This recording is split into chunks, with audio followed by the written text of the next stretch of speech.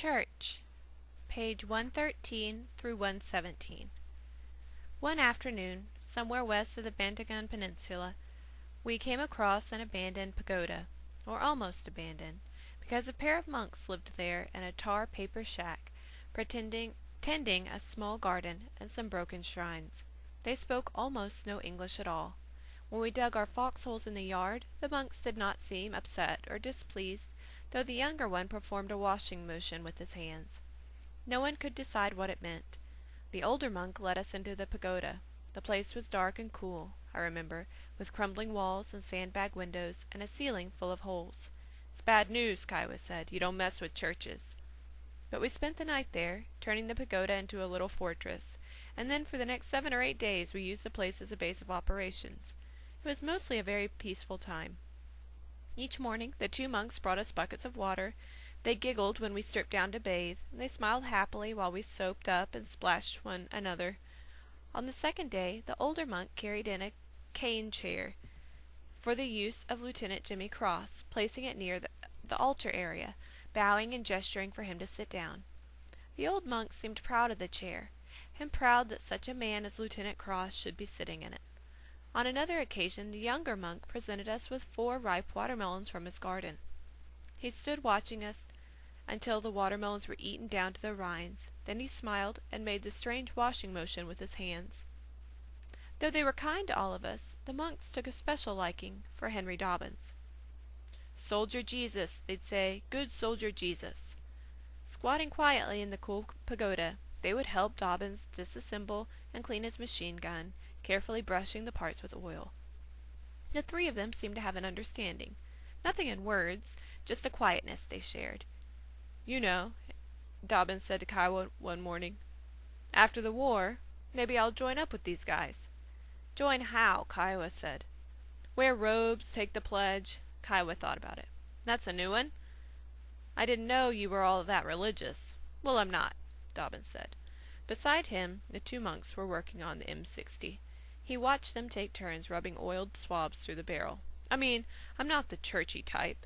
When I was a little kid, way back, I used to sit there on Sunday morning counting bricks in the wall. Church wasn't for me. But then in high school I started to think about how I'd like to be a minister. Free house, free car, lots of potlucks. It seemed like a pretty good life." "You're serious?" Kiowa said. Dobbins shrugged his shoulders. "What's serious? I was a kid. The thing is, I believed in God and all, but it wasn't the religious part that interested me. Just being nice to people, that's all. Being decent." "Right," Kiowa said. "Visit sick people, stuff like that. I would have been good at it, too. Not the brainy part, not sermons and all that, but I'd be okay with the people part." Henry Dobbins was silent for a time. He smiled at the older monk, who was now cleaning the machine gun's trigger assembly. "But anyway," Dobbins said, "I could never be a real minister, because you have to be super sharp. Upstairs, I mean. It takes brains. You have to explain some hard stuff, like why people die, or why God invented pneumonia and all that." He shook his head. "I just don't have the smarts for it. And there's the religious thing, too. All these years, man, I still hate church." "Maybe you'd change," Kiowa said. Henry Dobbins closed his eyes briefly and then laughed. "One thing for sure. I'd look spiffy in those robes they wear, just like Friar Tuck. Maybe I'll do it. Find a monastery somewhere, wear a robe, and be nice to people." "Sounds good," Kiowa said. The 2 monks were quiet as they cleaned and oiled the machine gun. Though they spoke almost no English, they seemed to have great respect for the conversation, as if sensing that important matters were being discussed.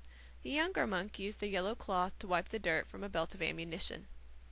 "What about you?" Dobbins said. "How?" "Well, you carry that Bible everywhere. You never hardly swear or anything, so you must—" "I grew up that way," Kiowa said. Don't you ever, did you think about being a minister?" "No, not ever."